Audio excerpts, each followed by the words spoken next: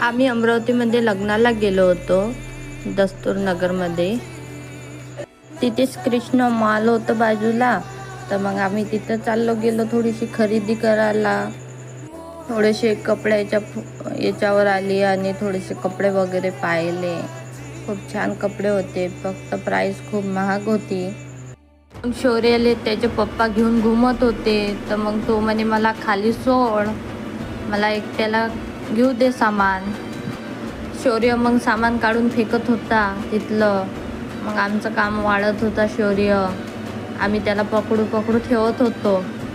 शौर्यला एक चिप्सचं पॅकेट घेऊन दिलं आणि निघालो समोर.